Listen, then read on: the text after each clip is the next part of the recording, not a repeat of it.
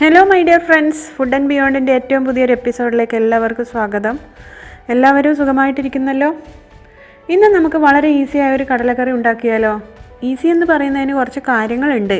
അതിൽ തേങ്ങ നമ്മൾ അരച്ച് ചേർക്കുന്നില്ല, അതുപോലെ സവാള, പച്ചമുളക് ഇതൊന്നും വഴറ്റി ചേർക്കേണ്ട ആവശ്യമില്ല. ആകെപ്പാടെയുള്ളൊരു ടൈം എന്ന് പറയുന്നത് നമ്മൾ പ്രഷർ കുക്കറിൽ കടല വേവിക്കുന്നൊരു സമയമാണ്. അതിൻ്റെ കൂടെ തന്നെയാണ് നമ്മൾ ഇൻഗ്രീഡിയൻസ് എല്ലാം വേവിച്ചെടുക്കുന്നത്.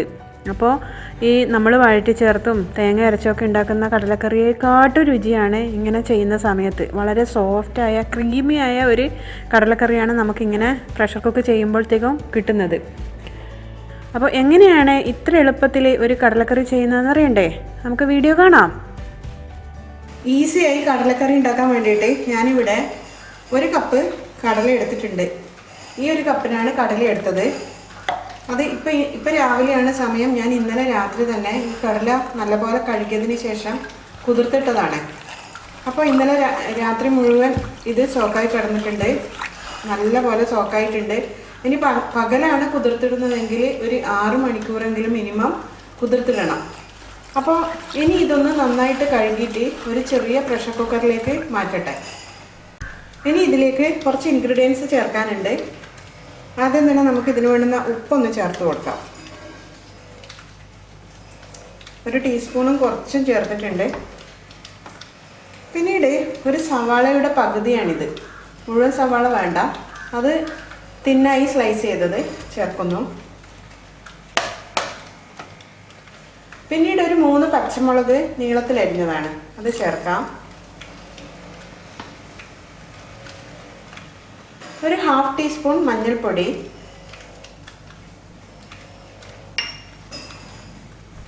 ഒരു 1/2 ടീസ്പൂൺ കുരുമുളക് പൊടിയാണിത്, അത് ചേർക്കാം. അതുപോലെ ഒരു 1/2 ടീസ്പൂൺ പെരുംജീരകത്തിൻ്റെ പൊടിയാണിത്. മഞ്ഞൾപ്പൊടി അളന്നെടുത്ത സ്പൂൺ കൊണ്ട് എടുത്തത് കൊണ്ടാണ് ഇത്തിരി മഞ്ഞ കളർ കാണുന്നത്. ഇത് പെരുംജീരകത്തിൻ്റെ പൊടിയാണ്, അതും 1/2 ടീസ്പൂണാണ് ചേർത്തത്. ഇനി നമുക്ക് ഇതിന് വേണ്ടുന്ന വെള്ളം ചേർത്ത് കൊടുക്കാം. ഇത് മുങ്ങി നിൽക്കുന്ന വിധത്തിലുള്ള വെള്ളം.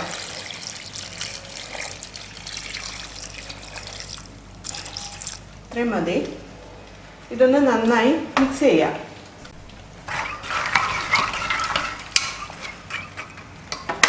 ഇനി ഞാൻ ഇതിലേക്ക് ഒരു തണ്ട് കറിവേപ്പില കൂടെ ചേർക്കുന്നുണ്ട്. അപ്പോൾ കറിവേപ്പിലയും കൂടെ ചേർത്തിട്ട് നമുക്കിതിൻ്റെ ലിഡിട്ട് കൊടുക്കാം.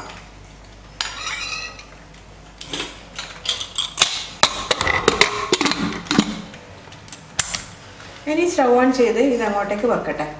അപ്പോൾ പ്രഷർ കുക്കർ ഞാൻ അടുപ്പത്തേക്ക് വെച്ച് കഴിഞ്ഞു. 5 വിസിലാണ് സാധാരണ കൊടുക്കാറ്. 5 വിസിലിന് ശേഷം നമുക്കിത് ഓഫ് ചെയ്തിടാം. പെട്ടെന്നുള്ള 5 വിസിൽ അല്ല, തീ സിമ്മിലിട്ടിട്ട് ആദ്യത്തെ വിസിലിന് ശേഷം തീ ഒരു മീഡിയം ടു ലോ ഫ്ലെയിമിലേക്ക് മാറ്റിയതിന് ശേഷമുള്ള 5 വിസിൽ, അതായത് കുറച്ച് ബ്രേക്ക് ഉണ്ടാവും ഓരോ വിസിലിൻ്റെ ഇടയിൽ. അപ്പോൾ അതിന് ശേഷം നമുക്കിത് ഓഫ് ചെയ്തിടാം.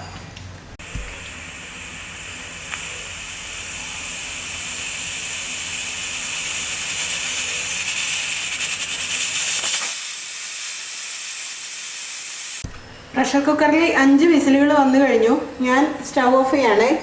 ഇനി ഇതിൻ്റെ പ്രഷറൊക്കെ പോയതിന് ശേഷം നമുക്കിത് തുറന്നു നോക്കാം. കുക്കറിൻ്റെ പ്രഷറൊക്കെ പോയിട്ടുണ്ട്. നമുക്കിത് തുറന്നു നോക്കാം.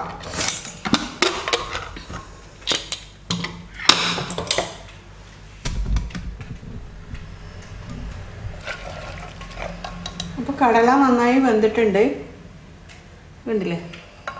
കടല നന്നായി വെന്ത് കഴിഞ്ഞു. ഇനി ഈ കടലയിൽ നിന്നും ഒരു 3 ടേബിൾ സ്പൂൺ കടല നമുക്ക് കോരിയെടുക്കണം. അതെന്താണെന്ന് വെച്ചാൽ അരച്ചെടുക്കാൻ വേണ്ടിയിട്ടാണ്. ഇതിന് നല്ലൊരു തിക്ക് ഗ്രേവി കിട്ടുന്നതിന് വേണ്ടിയിട്ടാണ് കോരിയെടുക്കുന്നത്. അപ്പോൾ ഒരു 3 ടേബിൾ സ്പൂൺ കടല ഇതിൽ നിന്ന് ഞാൻ കോരിയെടുക്കട്ടെ. ഇത്രയും കടല ഞാൻ കോരിയെടുത്തിട്ടുണ്ട്. ഇനി ഇത് ഒന്ന് ചെറുതായി തണുത്തതിന് ശേഷം ഒരു മിക്സി ജാറിലിട്ടിട്ട് അരച്ചെടുക്കാം. അപ്പോൾ ആ എടുത്തു വെച്ച കടല ഞാൻ ഒരു മിക്സിയിലിട്ട് അരച്ച് കഴിഞ്ഞു. ഇതങ്ങോട്ടൊക്കെ അടച്ച് മാറ്റി വെക്കാം. ഇനി നമുക്ക് കറി ഉണ്ടാക്കാൻ വേണ്ടി തുടങ്ങാം. അപ്പോൾ കറി ഉണ്ടാക്കാൻ വേണ്ടിയിട്ട് ഞാനൊരു പാൻ അടുപ്പിൽ വെച്ച് ആ പാത്രം ഇപ്പോൾ നന്നായി ചൂടായി കഴിഞ്ഞു. അതിലേക്കൊരു 2 ടീസ്പൂൺ വെളിച്ചെണ്ണ ചേർത്ത് കൊടുക്കട്ടെ. ഇനി ഈ എണ്ണ ഒന്ന് ചൂടായി വരട്ടെ. എണ്ണ നല്ലപോലെ ചൂടായിട്ടുണ്ട്. അതിലേക്ക് ആദ്യം തന്നെ ഒരു 1/2 ടീസ്പൂൺ കടുക് ചേർത്ത് കൊടുക്കാം. കടുക് ഒന്ന് പൊട്ടി വരട്ടെ. കടുക് പൊട്ടിക്കഴിഞ്ഞു. അതിലേക്ക് ഒരു കഷണം കറുവപ്പട്ടയാണ് ചേർക്കുന്നത്. അത് ചേർക്കാം. പിന്നീട് ഒരു 3 വറ്റൽമുളക് ചേർത്തു. പിന്നീട് ഞാൻ ചേർക്കുന്നത് ഒരു 2 ടേബിൾ സ്പൂൺ തേങ്ങാക്കൊത്താണ്.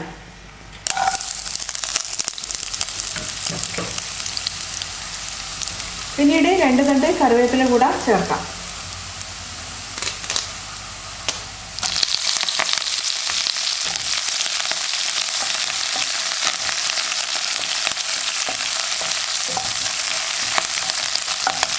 ഇപ്പോൾ തേങ്ങാക്കൊത്തൊക്കെ മൂത്ത് കഴിഞ്ഞു. ഇനി നമുക്ക് അതിലേക്ക് കുറച്ച് സ്പൈസസ് ചേർക്കാനുണ്ട്. അതെന്തൊക്കെയാണെന്ന് പറയാം. 2 ടീസ്പൂൺ മല്ലിപ്പൊടിയാണ്, അത് ചേർക്കാം.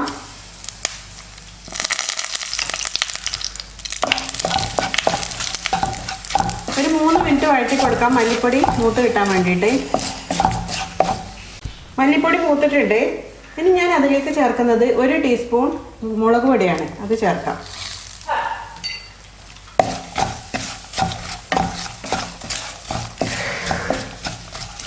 മുളക് പൊടി മൂത്ത് കഴിഞ്ഞു. ഇനി ഞാൻ ഇതിലേക്ക് ചേർക്കാൻ പോകുന്നത് നമ്മൾ വേവിച്ച് വെച്ചിട്ടുണ്ടായിരുന്ന കടലയാണ്. അത് ചേർത്ത് കൊടുക്കട്ടെ. കടല ചേർത്ത് കൊടുത്തതിന് ശേഷം നന്നായിട്ടൊന്ന് മിക്സ് ചെയ്യാം.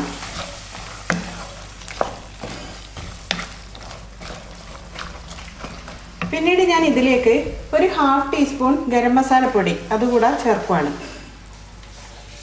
നന്നായിട്ട് മിക്സ് ചെയ്യാം.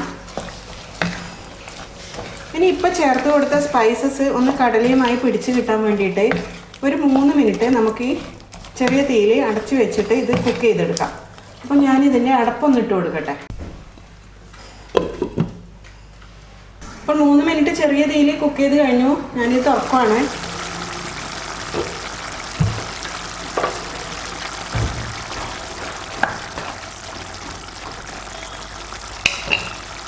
ഇനി നമുക്ക് ഇതിലേക്ക് നമ്മൾ കടല അരച്ച് പേസ്റ്റ് പോലെ ആക്കി വെച്ചിട്ടുണ്ടായിരുന്നില്ലേ, ഒരു 3 ടേബിൾ സ്പൂൺ കടല അരച്ച് വെച്ചിട്ടുണ്ടായിരുന്നില്ലേ, ഈ മിക്സ് ഞാൻ ഇതിലേക്ക് ചേർത്ത് കൊടുക്കട്ടെ.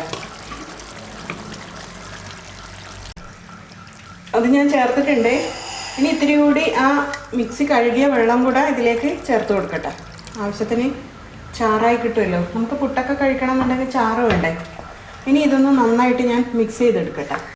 അപ്പം ഞാൻ അല്പം വെള്ളം ചേർത്ത് ഇത്തിരി ചാറോട് കൂടി മിക്സ് ചെയ്ത് കഴിഞ്ഞു. ഇനി ഇതിൻ്റെ ഉപ്പൊന്ന് നോക്കാം. നമ്മൾ ആദ്യം കടല ഉപ്പ് ചേർത്താണ് വേവിച്ചത്. ഉപ്പ് നോക്കട്ടെ.